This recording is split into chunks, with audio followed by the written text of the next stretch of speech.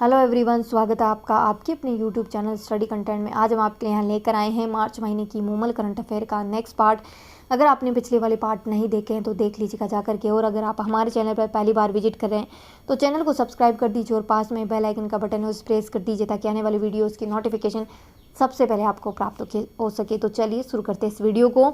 इसमें आज हम डिस्कस करेंगे राष्ट्रीय परिदृश्य के बारे में। राजस्थान परिदृश्य हमने कंप्लीट डिस्कस कर लिया है तो उसको देख लेना आप जा करके।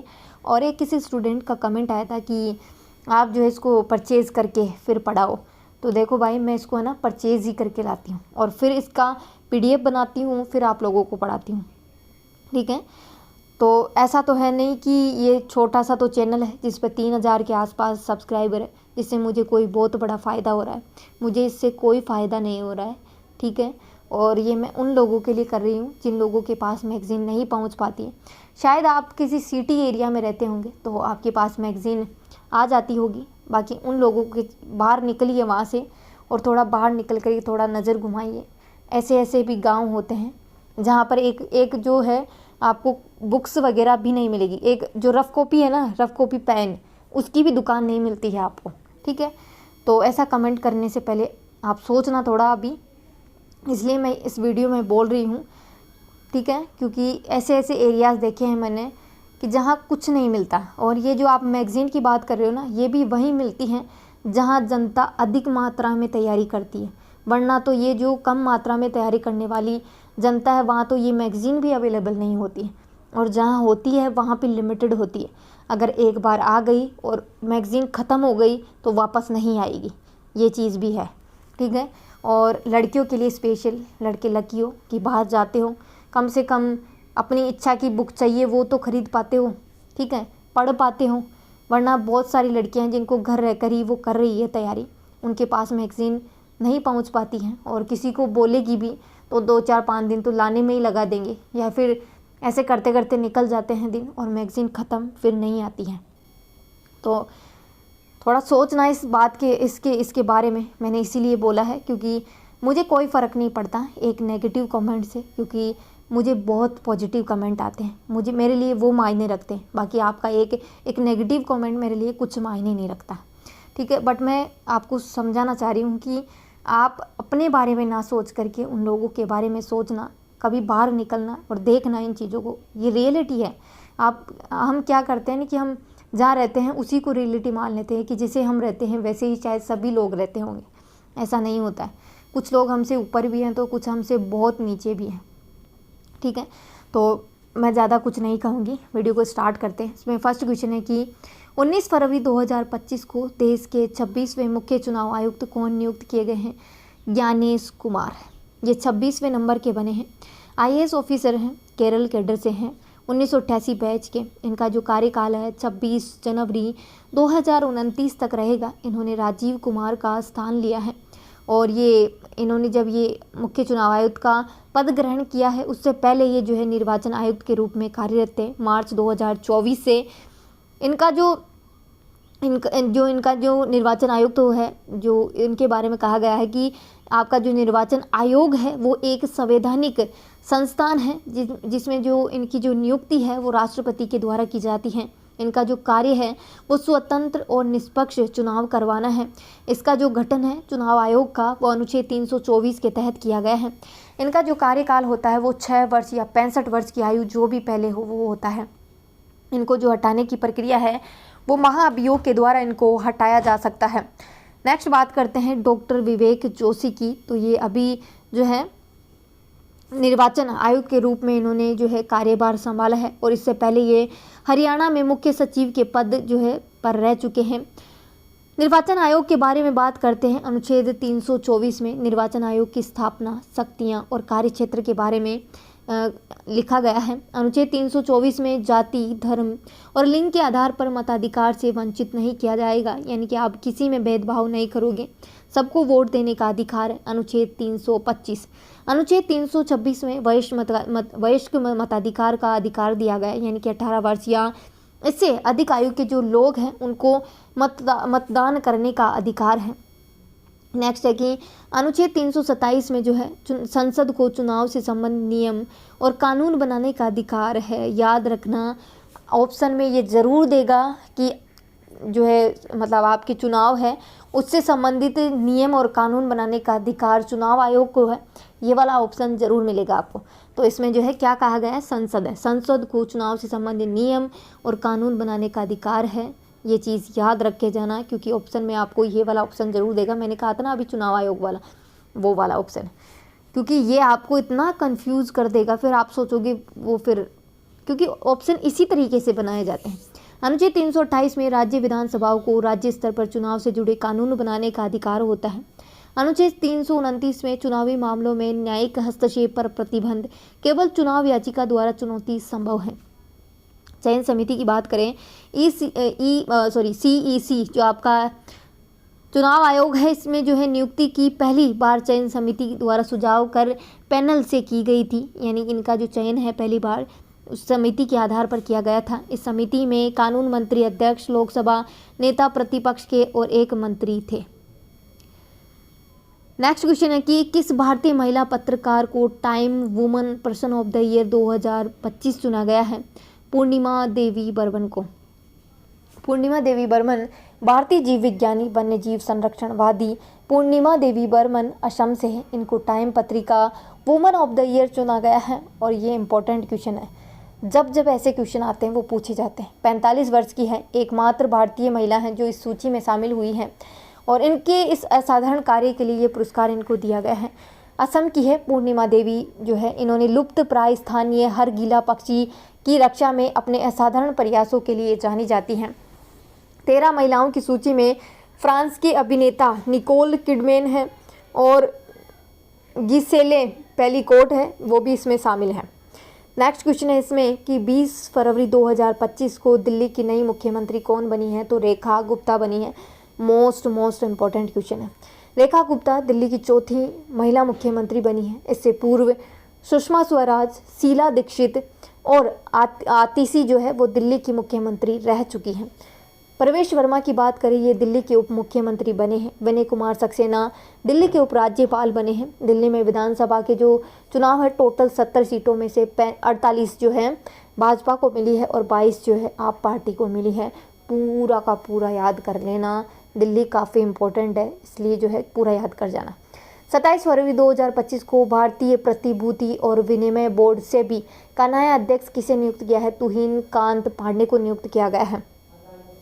नेक्स्ट क्वेश्चन है कि विश्व आर्द्रभूमि दिवस 2 फरवरी को देश के कितने नए स्थलों को रामसर सूची में जो है शामिल किया है? तो 4 स्थानों को।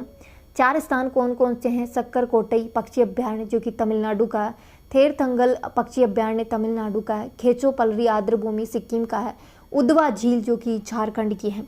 2025 की थीम है हमारे साझा भविष्य के लिए आर्द्रभूमि की रक्षा, ये इसकी थीम है। देश में अब रामसर साइटों की टोटल संख्या 89 हो गई है और ये पूछी जाती हैं। भारत में जो है रामसर स्थलों की संख्या एशिया में प्रथम है और दुनिया में तीसरे स्थान पर है। भारत 2 फरवरी 1971 को रामसर ईरान में हुए सम्मेलन के तहत भारत में 1982 से में ये लागू हुआ था। जैव विविधता के अंतर्राष्ट्रीय महत्व के स्थल जो होते हैं उनको चुनने के लिए जो है ये आपकी रामसर जो है वो सम्मेलन हुआ था। सर्वाधिक रामसर स्थल जो है आपके तमिलनाडु में है 20 है और दूसरे स्थान पर उत्तर प्रदेश में है 10 है। नेक्स्ट क्वेश्चन है कि क्षेत्रीय बंगाल की खाड़ी BOB कार्यक्रम अंतर सरकारी संगठन का अध्यक्ष बना है तो भारत बना है। मालदीव में क्षेत्रीय बंगाल की खाड़ी कार्यक्रम अंतर सरकारी संगठन की 13वीं गवर्निंग काउंसिल जो है वो आयोजित हुई है। यहाँ पर भारत ने औपचारिक रूप से बांग्लादेश से अध्यक्षता ग्रहण की है और ये जो संगठन है इसकी सर्वोच्च निर्णयकारी संस्था है। नेक्स्ट क्वेश्चन है कि पश्चिमी क्षेत्रीय परिषद की 27वीं बैठक 22 फरवरी 2025 को कहाँ आयोजित हुई है? तो पुणे महाराष्ट्र में हुई है। इस परिषद के अध्यक्ष गृह मंत्री है अमित शाह है। पश्चिमी क्षेत्रीय परिषद में देश के पश्चिमी भौगोलिक क्षेत्र में स्थित जैसे कि गोवा, महाराष्ट्र, गुजरात, दमन दीव और दादर नागर हवेली शामिल है। नेक्स्ट क्वेश्चन है कि 28वीं वार्षिक great bird yard bird count GBBC 2025 क्या है? तो 14 से लेकर के 17 फरवरी को दुनिया की सबसे बड़ी पक्षी दर्शन कार्यक्रम में देश के सभी राज्यों और केंद्र शासित प्रदेशों में GBBC जो आपकी है वो आयोजित हुई है। भारत में सर्वाधिक पक्षियों वाला राज्य पश्चिम बंगाल है, दूसरे स्थान पर उत्तराखंड और तीसरे स्थान पर असम है। नेक्स्ट क्वेश्चन है कि 13 फरवरी 2025 को पूर्वोत्तर भारत किस राज्य में राष्ट्रपति शासन लागू हुआ है? तो मणिपुर में लागू है। मणिपुर के मुख्यमंत्री एन बीरेन सिंह है। 9 फरवरी 2025 को अपने पद से इन्होंने इस्तीफा दिया है। मणिपुर के राज्यपाल हैं अजय कुमार भल्ला है। मणिपुर में जारी जातीय हिंसा, जो कि आपकी जो जातीय हिंसा है, मई 2023 में स्टार्ट हुई थी और मैतेई कुकी जो संघर्ष है उसके बीच में जो है मणिपुर के जो मुख्यमंत्री इन्होंने इस्तीफे के बाद राष्ट्रपति शासन जो है लागू कर दिया है। वर्ष 2021 में कांग्रेस सरकार के विश्वास मत हारने के बाद पुडुचेरी में राष्ट्रपति शासन लगाया गया था। राष्ट्रपति शासन के बारे में है कि भारतीय संविधान का अनुच्छेद 356 में राज्य के संवैधानिक तंत्र की विफलता की स्थिति में राष्ट्रपति को राज्य सरकार और विधानमंडल को अपने नियंत्रण में लेने की अनुमति देता है। इसकी उद्घोषणा के साथ ही राज्य कार्यकारिणी को बर्खास्त कर दिया जाता है और राज्य विधानमंडल को या तो निलंबित कर दिया जाता है या तो भंग कर दिया जाता है। नेक्स्ट है कि 10 से 14 फरवरी 2025 को एरो इंडिया वैमानिकी प्रदर्शनी का आयोजन कहाँ किया गया है? तो बेंगलुरु में किया गया है। बेंगलुरु का येलहंका वायु सैनिक अड्डे पर जो है एरो इंडिया शो 2025 का 15वां संस्करण आयोजित हुआ है, जिसका उद्घाटन रक्षा मंत्री राजनाथ सिंह है इन्होंने किया है। सुखाई जो 57 है एरो इंडिया में रूसी युद्धक जो विमान है सुखोई 57 विशेष आकर्षण रहा। ये 5वीं पीढ़ी का युद्धक विमान है जो स्टील्थ फीचर से लेस है। इसकी गति 1350 किलोमीटर पर आवर की स्पीड से अभी तक 3 देश यानी कि अमेरिका, रूस, चीन ही जो है 5वीं पीढ़ी के युद्धक विमान बना पाए हैं। भारत ने अपने स्वयं के स्तर पर 5वीं पीढ़ी का युद्धक विमान जो है निर्माण की परियोजना शुरू की है। नेक्स्ट क्वेश्चन है कि ट्रांसपेरेंसी इंटरनेशनल की फरवरी 2025 में जारी की गई भ्रष्टाचार सूचकांक 2024 में भारत की रैंकिंग है तो 96 नंबर की रैंकिंग है हमारी इंडिया की। भारत ने टोटल 38 स्कोर किया है। डेनमार्क इसमें नंबर 1 पे है। भारत के पड़ोसी राज्यों के बारे में बात करें तो चीन 76 नंबर पे, श्रीलंका 121, पाकिस्तान 135, बांग्लादेश 149 पर। ठीक है, और 100 के स्कोर का अर्थ है कि शून्य भ्रष्टता का सूचक है। नेक्स्ट क्वेश्चन है कि 7 से 11 फरवरी 2025 को बिम्स्टेक युवा शिखर सम्मेलन का आयोजन कहाँ किया गया? तो गांधीनगर, गुजरात में किया गया है। बिम्स्टेक युवा शिखर सम्मेलन का उद्घाटन केंद्रीय मंत्री मनसुख मांडविया ने किया है। इसकी घोषणा 2018 में काठमांडू में बिम्स्टेक शिखर सम्मेलन के दौरान की गई थी। बिम्स्टेक जो है इसका उद्देश्य क्या है? तो बिम्स्टेक देशों के युवाओं को एक एकीकृत मंच पर लाना है। बिम्स्टेक के जो सदस्य देश है वो बांग्लादेश है, भूटान है, भारत है, म्यांमार है, नेपाल है, श्रीलंका और थाईलैंड है। देखिए, मैं आपको जब भी वीडियो बनाती हूँ तब ये ज़रूर बताती हूँ मैगज़ीन पढ़ने के क्या फ़ायदे होते हैं। ये फ़ायदा है कि आपको थोड़ी और चीज़ें एक्स्ट्रा जानने को मिलती हैं और ऐसा नहीं है कि अब अगर आप 2 अक्षर ज़्यादा पढ़ लोगे तो आपके दिमाग की क्षमता जो है वो कम हो जाएगी। ठीक है, वो बढ़ेगी, कम नहीं होगी। इसलिए मैगज़ीन में जो है सजेस्ट करती हूँ, क्योंकि जब आप टीचर से पढ़ेंगे तो टीचर आपको एक लाइन पढ़ाएंगे, कुछ पढ़ाते भी है थोड़ा सा डिटेल में, पर थोड़ा, इतना भी नहीं पढ़ाते। नेक्स्ट है कि 10 से 14 फरवरी 2025 को भारत में पहली बार अंतर्राष्ट्रीय प्रशासनिक विज्ञान संस्थान IIAS का वार्षिक सम्मेलन कहाँ हुआ है? तो नई दिल्ली में हुआ है। प्रशासनिक सुधार और लोक शिकायत विभाग के द्वारा भारत में पहली बार अंतर्राष्ट्रीय प्रशासनिक विज्ञान संस्थान का वार्षिक सम्मेलन 10 से 14 फरवरी के मध्य नई दिल्ली में आयोजित हुआ है। इस सम्मेलन में 55 से अधिक देशों ने प्रशासन, शासन, नीति निर्धारण में नवाचारों का पता लगाने के लिए नवाचारों को जो है इसमें रखा गया है। नेक्स्ट है कि 13 फरवरी 2025 को केंद्रीय पंचायती राज मंत्री SP सिंह बघेल के द्वारा जारी की गई राज्यों में पंचायतों को हस्तांतरण की स्थिति रैंकिंग 2024 में पहले स्थान पर है तो कर्नाटक है। ये रिपोर्ट 73वें संविधान संशोधन 1992 के प्रावधानों के अनुसार राज्य और जो केंद्र शासित प्रदेश हैं जो सरकारों के द्वारा अपने पंचायती राज संस्थानों की शक्तियों और संसाधनों की स्थिति का आकलन करती है। ये जो रिपोर्ट है उसमें शामिल नहीं है तो मेघालय, मिजोरम, नागालैंड जो है इसमें शामिल नहीं है, क्योंकि यहाँ पर 73वां संविधान संशोधन लागू नहीं होता है। राष्ट्रीय राजधानी क्षेत्र जो कि दिल्ली है, 1990 से यहाँ पर जो है पंचायतें नहीं है। चंडीगढ़ जहाँ कोई भी पंचायत नहीं है। तो इस रैंकिंग में जो है 30 नंबर पे कर्नाटक है, केरल है और तमिलनाडु है।